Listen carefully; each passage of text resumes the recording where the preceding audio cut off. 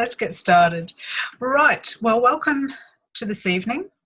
There may be other people coming on as we go along. We're going to be taking questions as we go along, so feel free to either pop a message to us in the chat box or put your hand up and we can talk to you as well.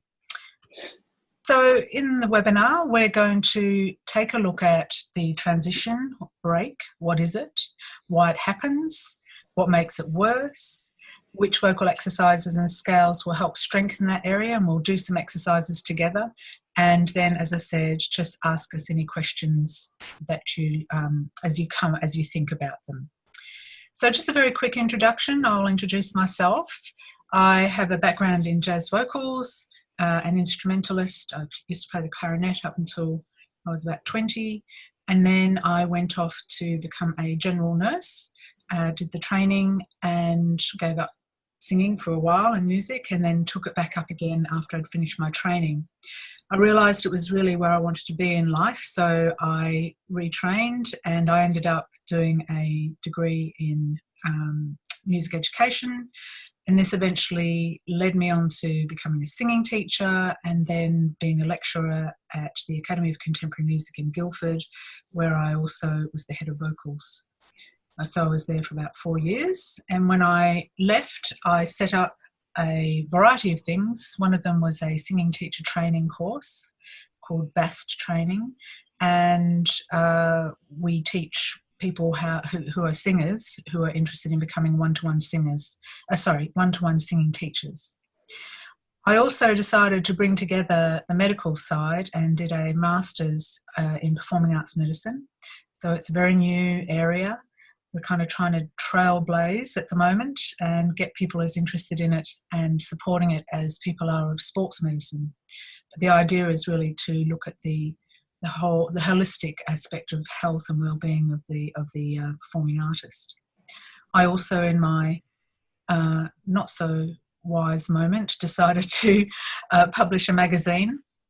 I think the magazine's great, but it's just I hadn't really thought through what was involved. And once I got started, it was very difficult to stop, but it's doing really great things and people are giving us a lot of very positive feedback. So I think it's important to continue because there isn't anything out there for singers. So I'm going to hand over to Ian. By the way, I don't know if I introduced myself. My name is Line Hilton.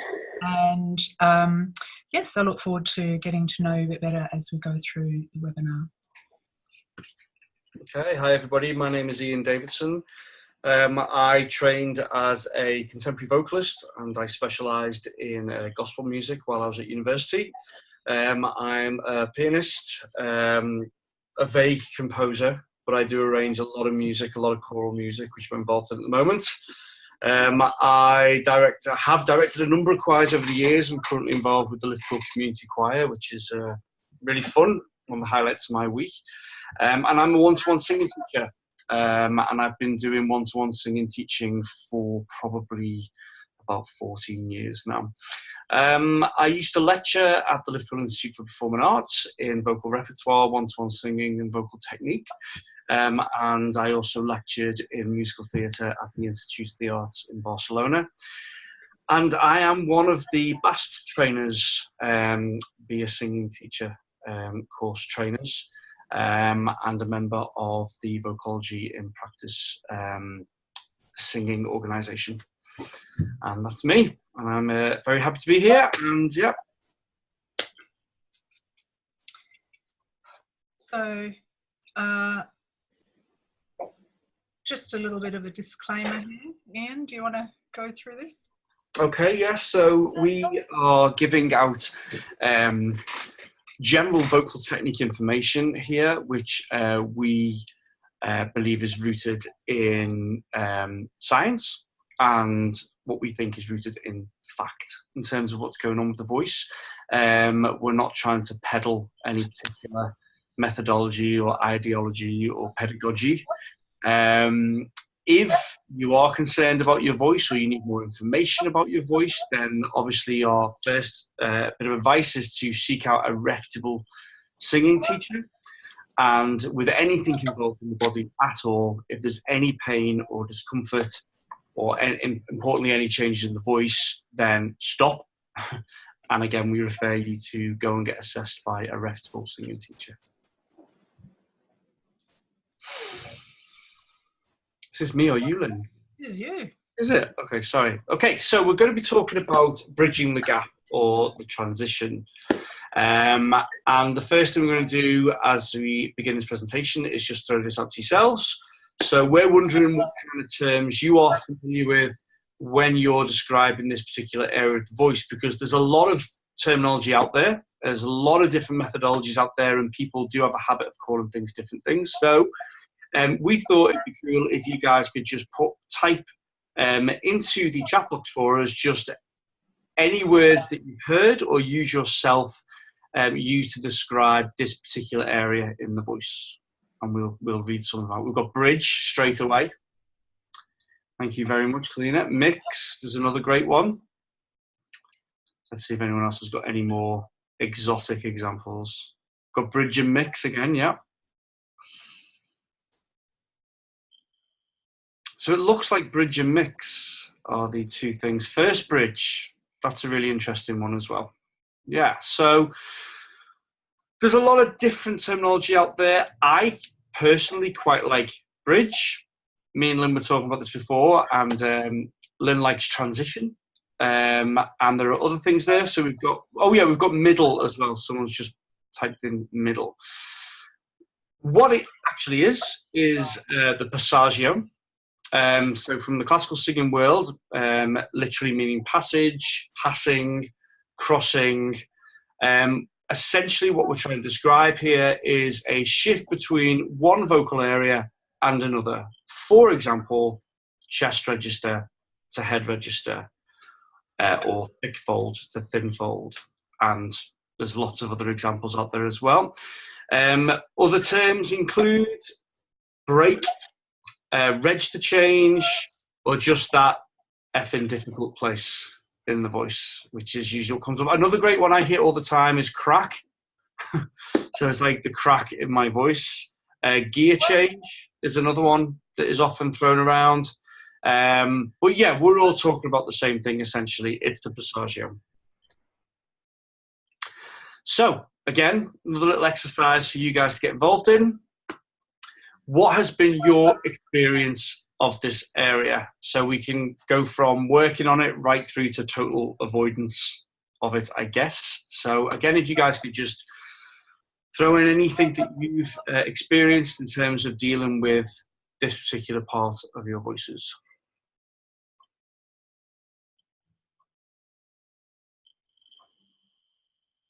And is it actually something that you're still experiencing a problem with? Yeah, that's a good one. Yeah. And, you know, Hello, can someone hear me now? Yeah. I just thought it might be better to talk instead of write experiences in this case. If that's all right? Yes, absolutely. All right. The bridge for me has kind of become an easier area to tackle over the years. You know, in the beginning it was just really hard. One didn't really understand why a voice would work so fine up until that area, and then everything goes like, just passes through like air, kind of. You're not able to do anything with your voice, but just through vocal teaching and stuff and exercises, you do get more used to it. And now that I'm doing more gospel music, you kind of get into the habit of learning how to control your larynx and how to get into your bridge in a nice transition, kind of. Yeah, I guess that's what I had to say about it for now. Thank you very much for that. Anybody else got anything that they want to share with us about their own experience at the bridge? Oh, hi. Can you hear me okay? Yes, we can. Yeah, hi. So I guess for me, I tend to more experience getting a little loud in that area. I guess a little bit strained, and definitely experience a higher larynx. But some days it's okay, and then some days it's generally okay. Some days it's okay, and some days it's not. So yeah. kind of depends on, obviously, all of that. Yeah. Cool.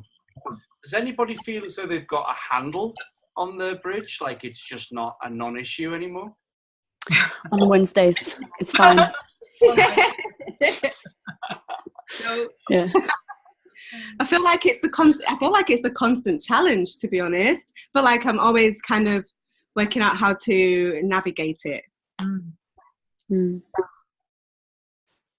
What I've experienced with the bridge is that I'm better tackling the bridge when I'm confident. Okay. When you just kind of, when you got the power and you can go for it, that's when it works, which tends for me to be on Wednesdays when I go to gospel practice. But then in any other days, or if I'm in the studio doing some kind of track, I don't believe in myself. And so my bridge just becomes the worst effing area I could possibly be in. Yeah. Okay. Really interesting. Okay. So common ways that it presents, I'm sure we're all familiar with some of these, but we may not be. So a sudden shift in the quality of the vocal tone usually occurs between the lower and the upper aspect of our range. Can present as a crack or a flip. Our tuning can go flat and can make singers want to push their voice or back off. Often singers can describe feeling as though they're up against a bit of a glass ceiling. They can see something beyond the glass ceiling, but they can't quite get their way through it. And sometimes a singer won't have a sudden shift because either their voice naturally transitions, like my sister, which is really annoying, or because they've eliminated a certain resonance, i.e. the lower chest resonance. So sometimes you can discover people who may have come from a particular background, a classical background, for example, who've been trained to bring more of a head voice resonance lower down, and therefore can seemingly appear to glide their voice all the way down. Okay. This is a really interesting question. So why might we want to fix it? And I've been asked this before. The reality is that some singers don't ever address their break. They either avoid it by singing below it, or they style or write around it, or they push through it. And I think we all know those singers who seem to have this ability to kind of flip in and around it. And yes, there's lots of different coping mechanisms that people can actually use quite skillfully as well to get around this particular area without it seemingly appearing to impede their career. And if this is if this is what you've figured out for yourself, then hey, you don't need to stay with us on this webinar any longer. So you can actually leave if you wanted to. But if you are still with us, and for the rest of us, I think if you're a female singer, then you can't get away with having to deal with the bridge at some point in your career. This could be using avoidance techniques. But I think if you are keeping up the current demands in pop and especially musical theatre right now, and as Hege said, with gospel music in particular also, if female voices have to deal with the bridge. The money notes for a lot of female pop music sits smack bang in the middle of it, sometimes just above it. Musical theatre just seems to be getting higher and higher and higher, and people want that chest voice-esque sound up on those points. So it's really important, especially for female voices in particular, to really be able to navigate this tricky area of the voice. And men, we can often get away with singing in our chest voices. If the highest note in your repertoire is Angels, Robbie Williams, then you can probably get away with yelling that out a bit. However, if we look at vocal trends right now, even going back to rock music in the 70s, you needed good high Cs and even Es. And I think ever since Michael Jackson in pop music, there's been a real trend for men to need to sing higher and higher.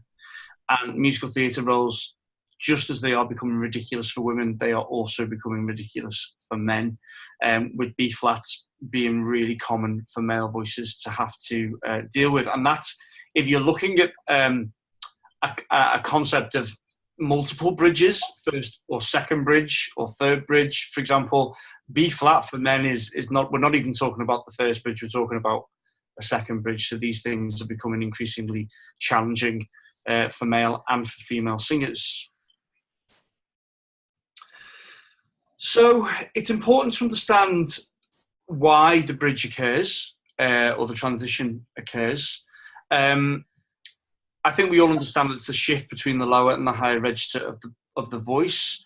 It's actually physical, acoustical, and perceptual. So from a physical perspective, we've got changes which want to occur and should be occurring within the larynx, within the pharynx, within the mouth. And we need to be aware of what changes to make and how to make those changes appropriately when needed. Acoustically, we can hear when people are coming up against that glass ceiling or pulling chest voice or flipping into a falsetto / head voice coordination. We can hear those things. And perceptually, we can feel when things are aligned right. We can feel when the register is working properly. We can feel when we're going to make that transition or not. Right, so you might be interested in what's happening anatomically, because our instrument, unfortunately, is not very visible. We can't see it unless there's a scope, and even if we are being scoped, we can only see the top part of what's going on. So with the physical aspect of the transition, we need to make some changes between one set of muscles and the other. So I'm going to give you just a little bit of an idea of anatomically what's involved. So if we look at this image here on the left-hand side, we can see that we're looking down at a larynx with the vocal folds running here. Two vocal folds sort of run through the middle of the larynx. We're looking down on the larynx, so it actually rests in a flat horizontal way. The vocal folds are horizontal, and we have the left and the right vocal folds, and inside the vocal folds are there's gel substance, there's ligament, and there's muscle. So part of what occurs in our voice is that some of the lower register is just controlled by these two muscles here called the thyroarytenoid muscles, and they're the ones that run along the length of the vocal fold. Then as we transition into our upper register, or if you might call it the head register or head voice, we then need to engage another set of muscles. They're the cricothyroid muscles, and their job is to basically tilt the body of the larynx so that the vocal folds inside stretch, and we'll have a look at that a little bit more. So these are the two main muscles, but all these muscles, which we call intrinsic muscles, are involved in the process of pitch making and sound making. But the two that we're very interested in are these two, the thyroarytenoid muscle, sometimes called TA muscle, and the cricothyroid muscle called the CT muscle. So if we look at this very basic animation of sound creation, what we're looking at is a cross-section of the larynx. So we've cut the person in half, and we're looking from behind, and we're going to see the air coming up through vocal folds that are coming together and then vibrating, and that's how sound is made. This is a very basic depiction. So we see that the vocal folds have this vertical wave-like motion as we're making sound. And then if we look at them looking down, so now we're looking at vocal folds through a scope, and someone's going to be singing a pitch, and we're going to see the vocal folds get longer and thinner as the person goes higher, and then we'll watch as they descend as well, and we'll see the vocal folds go from a longer position to a shorter position.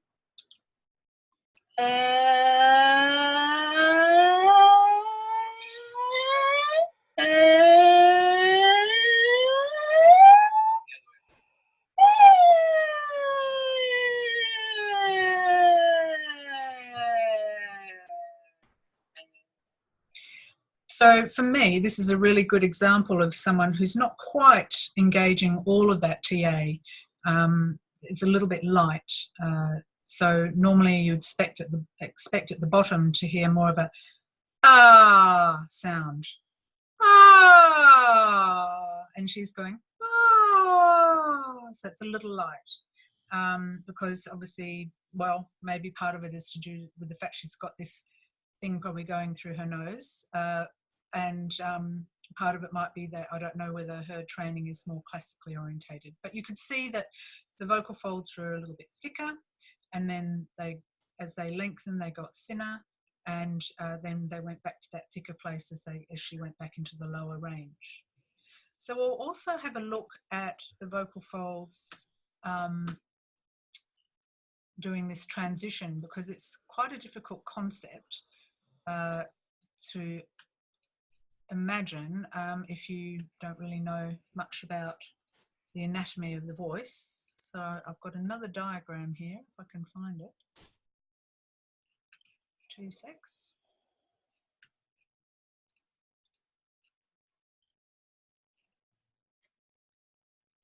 Hopefully that'll work.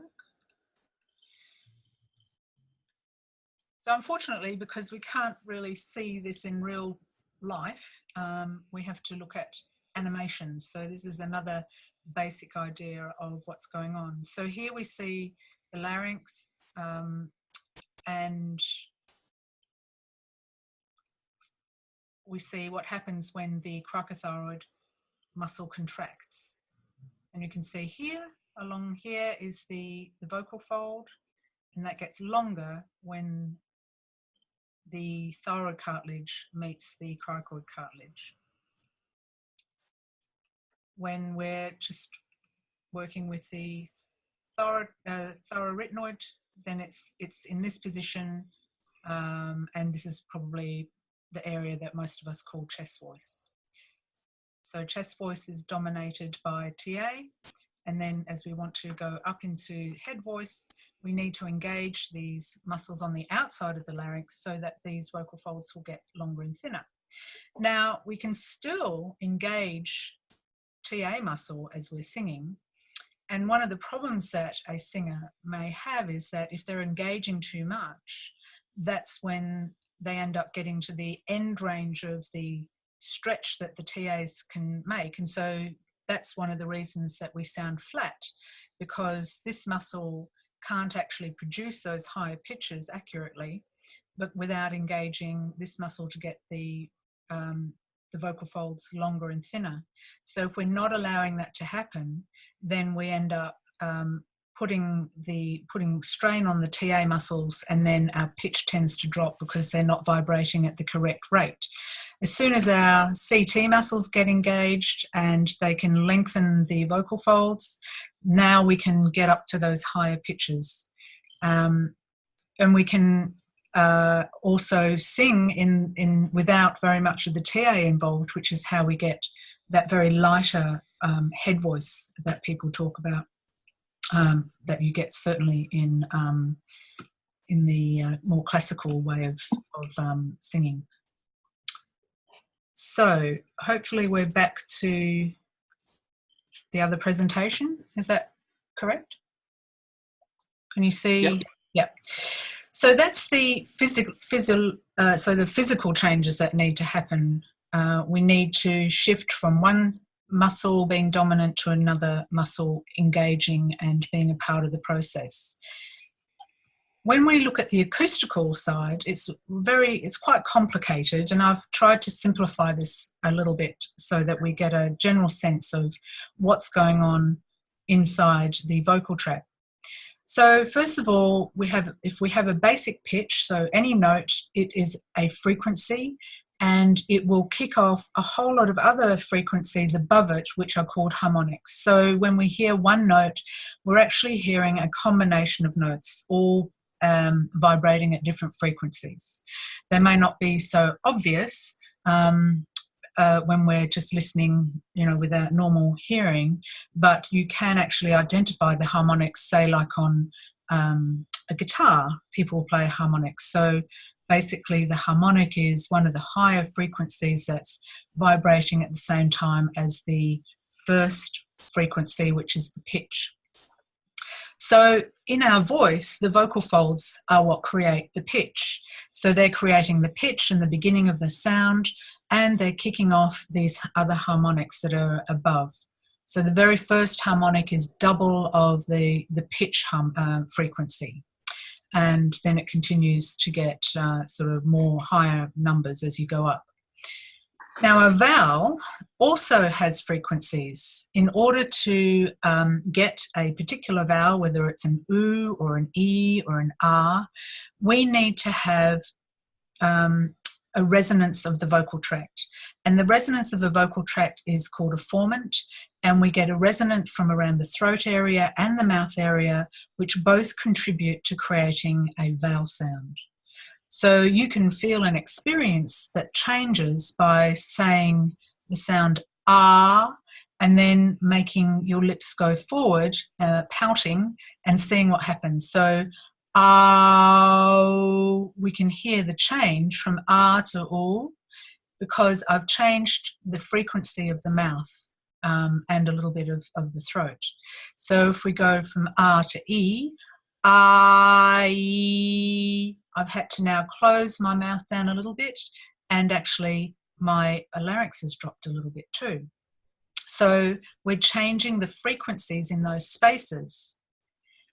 And this is one of the reasons why it gets a little bit difficult for us, because this is all the science side of singing, which, you know, a lot of people sing very well without an understanding of the science, but once you understand the science side, as a teacher in particular, and even as a singer, you can then gain more control over your voice and your transition.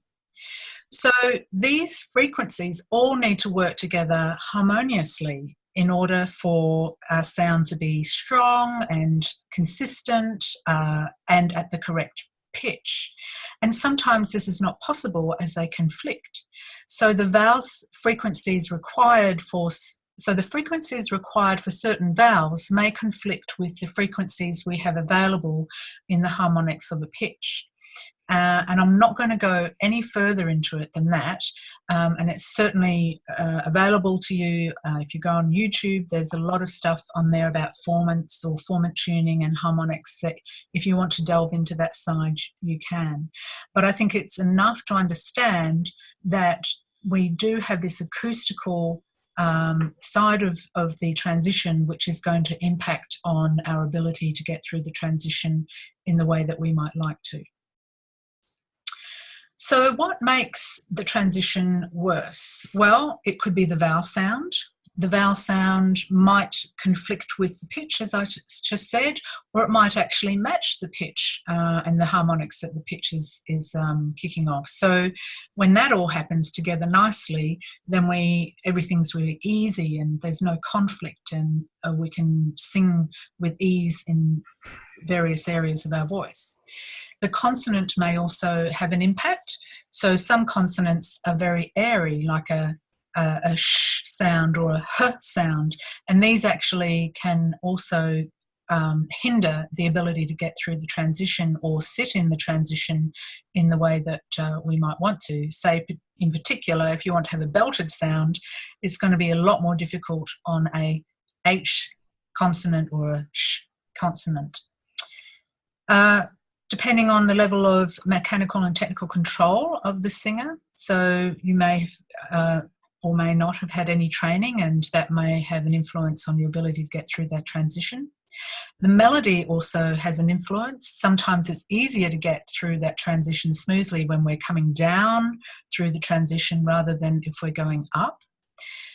If you're not well, so if you're tired or you've got some sort of virus, or your voice is dehydrated or inflamed, that will also have an impact on your ability to get through the transition from day to day.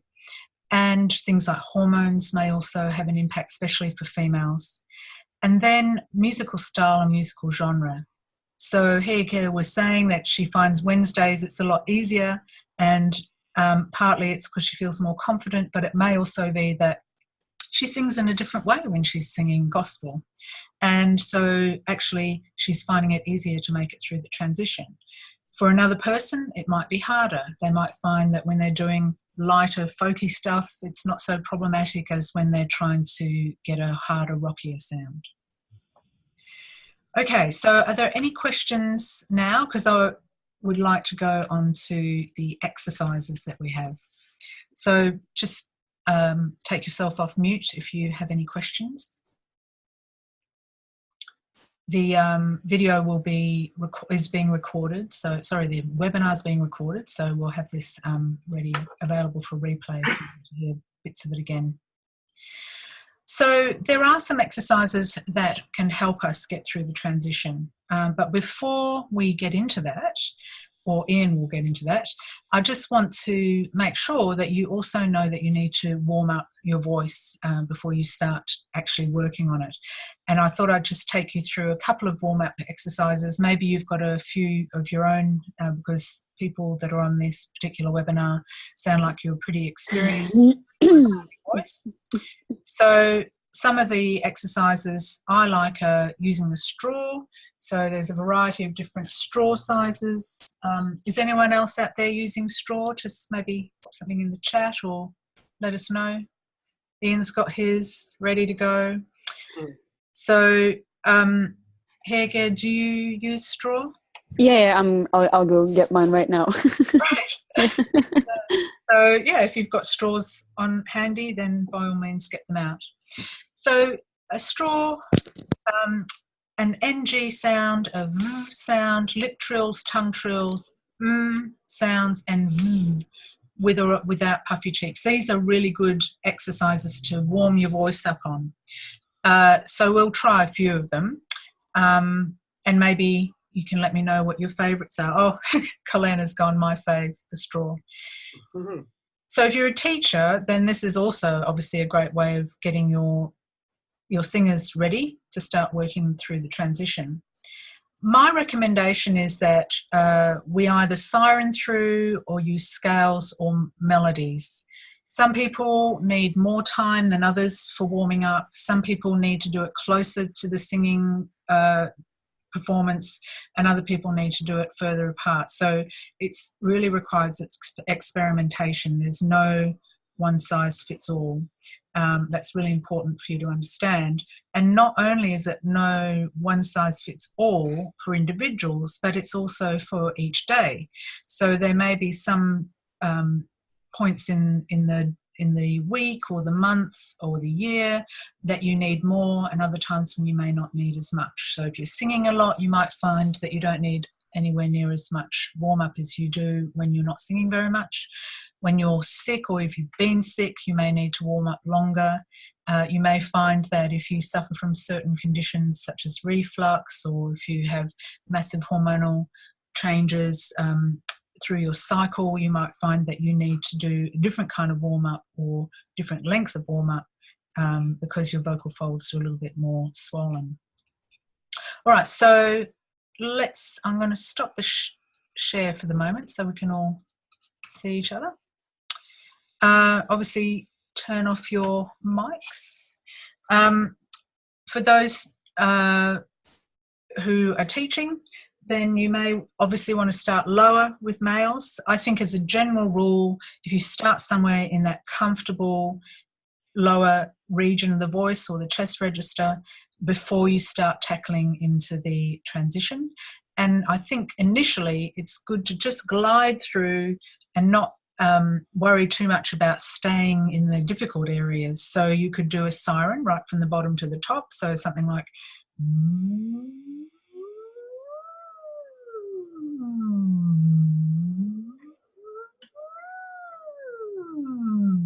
and you may want to go higher each time. Don't worry if it cracks or flips. Eventually that will start to iron out the more and more you do it. So the other thing to be checking out for is making sure you're not losing any air around the lips or the nose, that the air is coming, there's a nice airflow happening through the straw. You can always pop your straw into a glass of water and watch the airflow. If you're blowing too much, you'll get wet in the face and you'll stop that pretty soon. If you're not blowing enough, you won't see any bubbles. So that's a really good way to monitor the airflow. And I often get my singers to actually see if they can maintain a consistent airflow of bubbles all the way through the range, because quite often as we go higher, we tend to want to push more air. So it's important to help the singer and yourself to gauge and monitor the airflow coming through your vocal folds, because this is another way to ensure that we're getting a nice smooth transition. So that glide initially, and you can do small, medium, high glide, so and then and then so you're going higher each time. And I generally advise people to sing through until their air runs out and then start again. So there are two that you could do. You can also do the straw on a melody, and if someone's having a difficult time through a particular passage in a melody, this would be a great way to help them work through that transition. So using the straw is a really fantastic way to help warm up. If you don't have a straw, then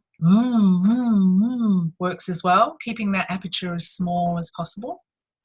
And you can do the same things like glides. You can also do the long scale. Oh, that's a bit low, isn't it? Sorry. So the fab thing about that particular scale is it takes you right through the transition areas, but it's not so difficult to coordinate. When we're doing in arpeggios, the voice finds it a lot easier to skip through this area rather than going dead into it. So you're helping your voice start to maneuver its way through the transition. And I think sometimes we forget to be doing these exercises, the long scales, we want to get stuck into the actual problem, but helping the vocal folds to stretch and the ligament to just get ready for the job is a great way to ease it in. So when we're doing something like an M sound, if you're noticing your voice is a bit flippy as it goes through the transition, add a little creaky cry sound to it. So you might go, okay, so say we're doing this on a long scale, and then it flips, and I would go, okay, add a little bit of cry or creak into that and see if we can maintain core closure. So it's if we're just doing it as a single sound, it'd be so it's a little creaky cry sound. Squeaky door's another way of explaining that one. So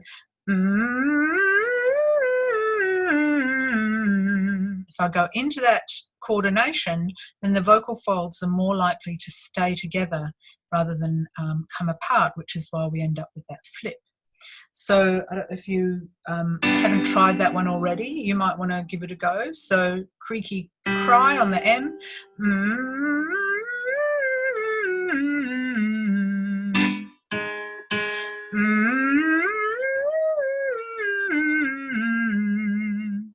And you could go up on an M and down on a vowel. So you're starting to really engage those muscles and helping that handover process from the TA and then allowing that to let go enough for the CT muscles to start to do their job and helping the vocal folds get longer and thinner. So the lip trill, many people already do the lip trill or tongue trill. We get a kind of resistance at the lips here. We have a nice sound, and we can do the same thing here. We can either do a siren or a scale.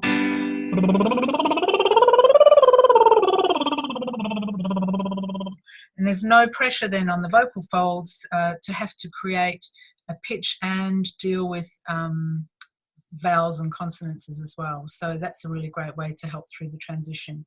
Now this one, you might go, okay, let's work a little bit more into the transition here. Let's find a scale that takes us in there, and we could use an arpeggio, like an octave arpeggio.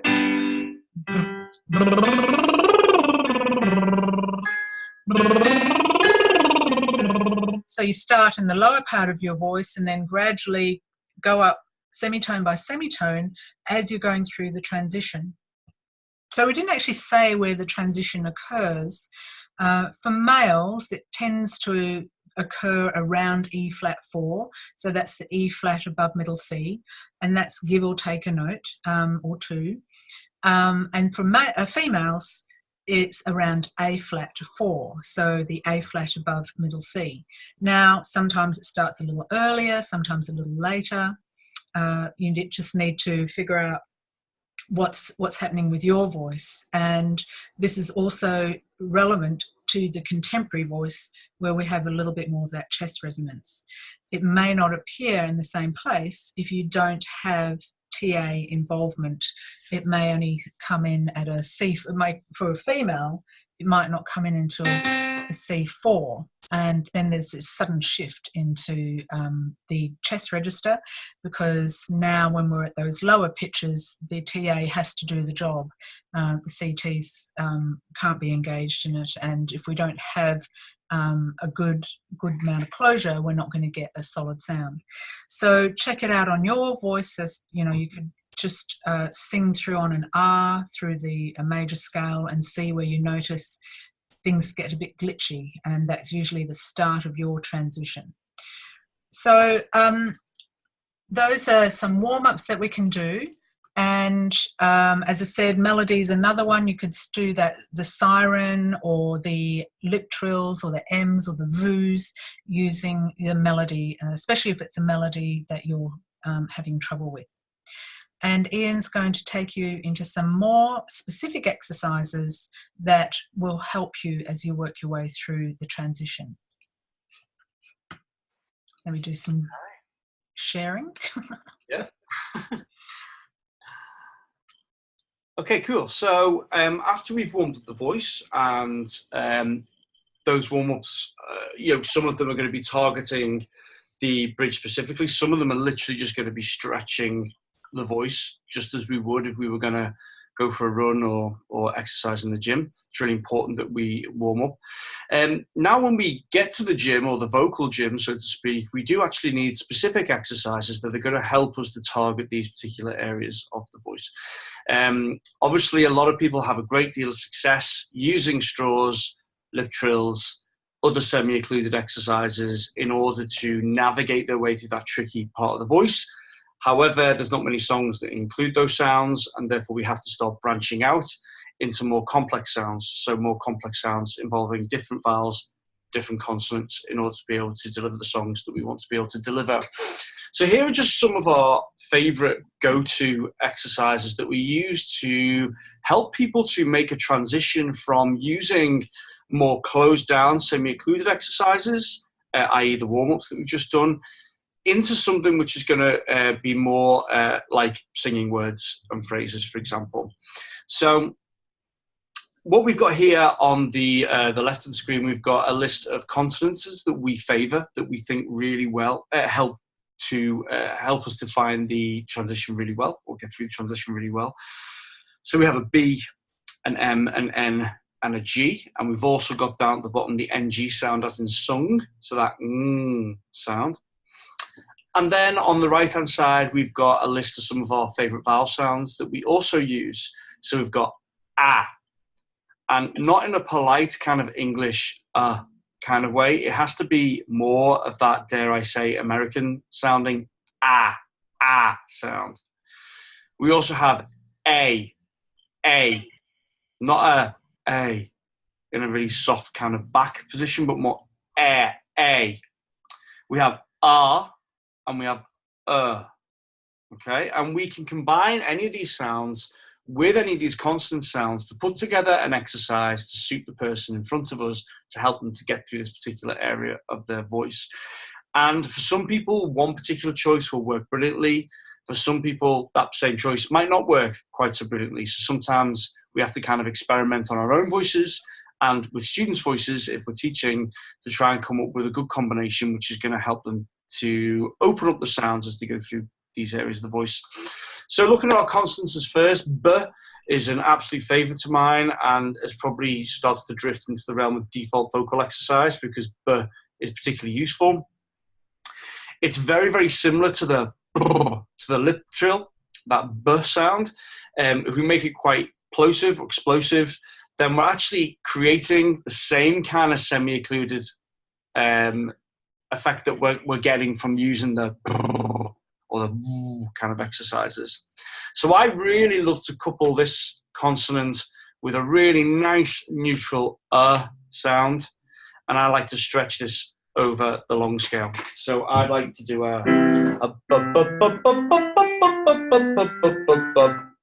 which has taken me right from my chest voice right through my first transition, if you like, or just transition, to just above it, and then bringing me back down again. And the reason why I am a sucker for the long scale, especially when I'm teaching, is because it doesn't give people a lot of time to think.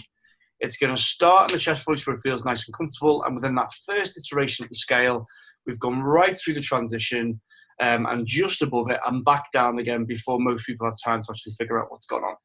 So we have a few little instructions that we need to give ourselves and students, if we're working with students, and that's we really want to make that be as explosive as we can. So we don't want it in a kind of lackadaisical kind of kind of way, okay? And we want to try, insofar as is possible, to maintain the coordination of the vowel sound. Now, as we get higher, the vowel sound is going to want to change and does have to change. But initially, when we're dealing with these first areas of the transition, a can stay fairly neutral. And then we can shorten this scale down. So once we've got used to going up and down, maybe a couple of iterations. So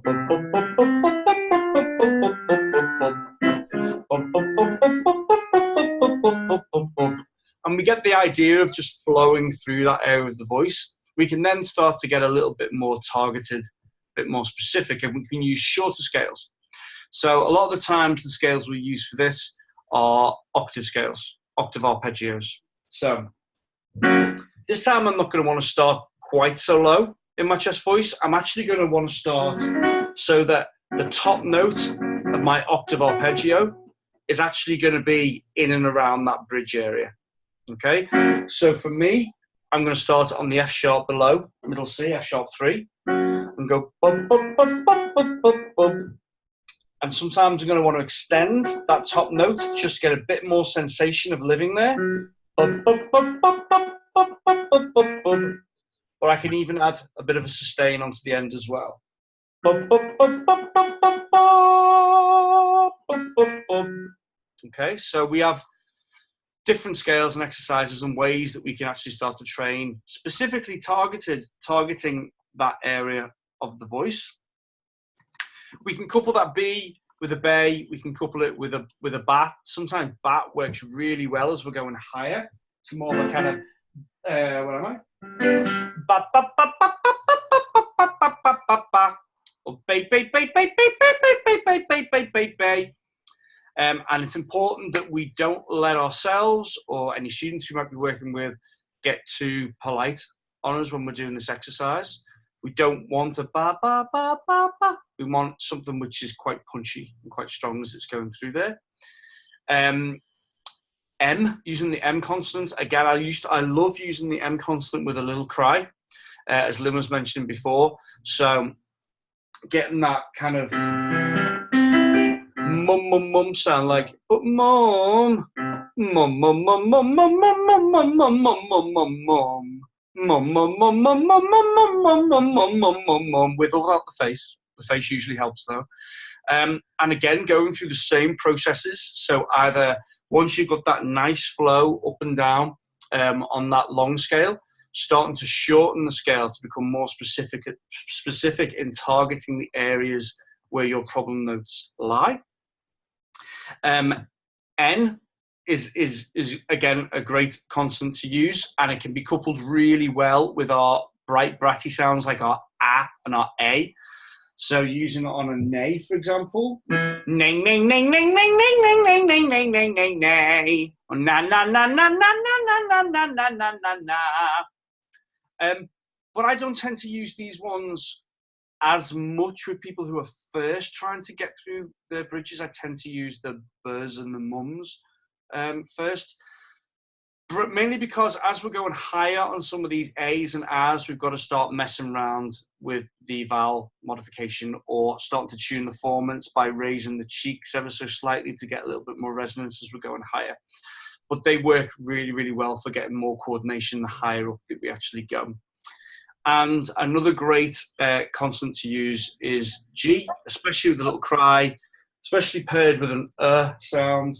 Again, on the long scale, go, go, go, go, go, go, go, go, go, go, go, go, go.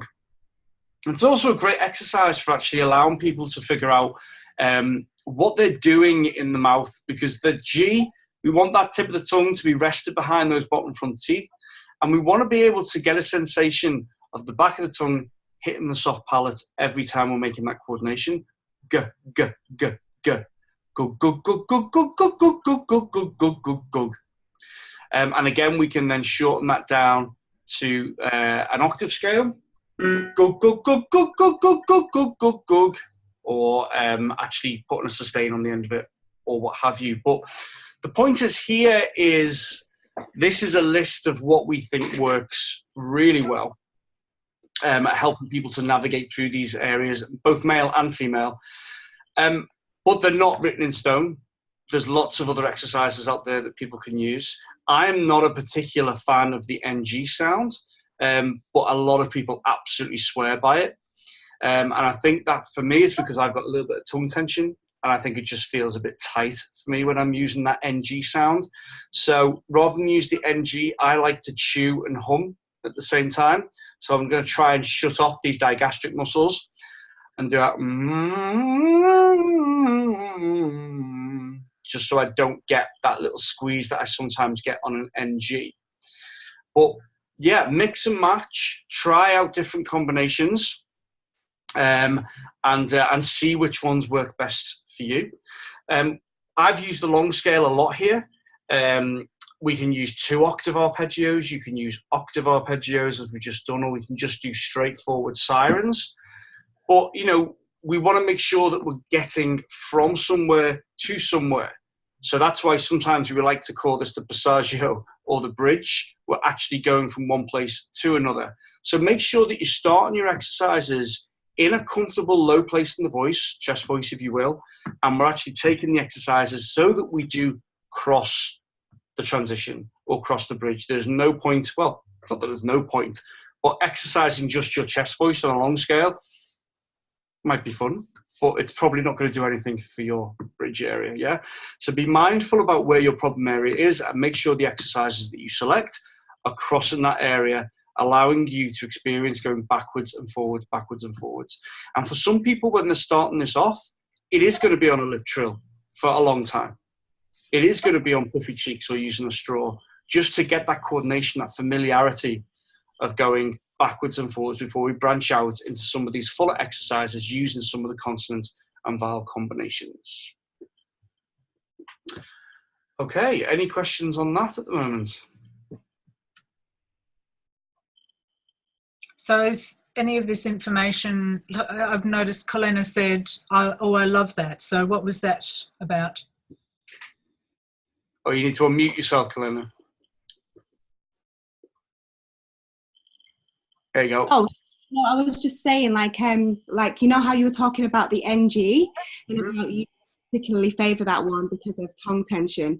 Well, that's the same for me. So I never thought of doing that chewy one that you just did, and it just felt really nice for me doing that. So I was like, ooh, I like that. I've never thought of that before, so thanks. Yeah, it's great. No, apparently, and I don't know if this is 100% correct, but what I was told was we can't actually chew and swallow at the same time. So those grabbing, kind of swallowing muscles get turned off by us chewing, and that allows us to really just ping up into a really nice sweet spot, and then open that up from that to kind of like a mum mum mum mum mum mum mum mum mum mum mum. Yeah, and just try and see if we can maintain the feeling of that, achieving that little sweet spot. Okay. So, yeah, Yeah, it's a great exercise. Yeah, I love it. thank you. Any questions from anyone? This is obviously a a lightning speed tour through the transition. The reality is that it may take some people years to really master their transition, and as we've already discussed, things can change.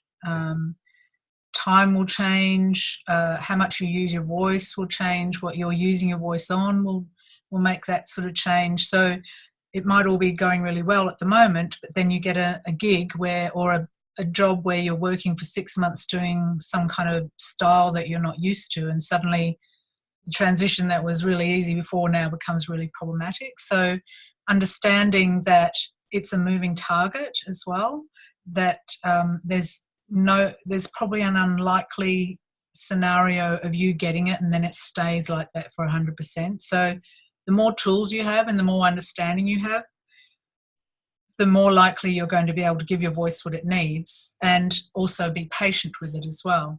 Yeah, absolutely. Yeah. So, gosh, that hour's gone really quickly. If anyone wants to contact us, you're more than welcome to email us directly, ian@balanceyourvoice.com, and myself, info@linehilton.com. You can also, if you're not already a part of the tribe, we have all sorts of webinars. We have, starting from January, we're going to have monthly webinars as part of the membership. And the webinar's normally going to be £10 for the webinar, with an £8 per month subscription. You're going to be already saving a bunch of money on that. And besides that, you'll also have access to all the issues of the magazine when we were a magazine, and that's all part of in the membership, plus any past webinars that we've got. And we've actually got about 24 now, and still going up. There's also a more intense, in-depth 14-lesson vocal warm-up course where I talk about all those warm-ups I talked about today, but in more depth, and introduce some other ideas as well. And then we're constantly building on discounts of things that we think will be useful to singers. And also we're always negotiating discounts on events, that other people are doing as well that we think singers might benefit from. So there's going to be a lot of value in the membership. Okay, so make sure you find us on social media if you haven't already. It's pretty much at iSingmag for any of the social media, and please spread the love so that other people are getting the benefit of all the wonderful articles and information that's in the mag. And we both wish you a lot of happy and safe singing, and hopefully we'll see you again on another webinar at some point in the future. Thanks, Dave. Yeah, so thank you very much.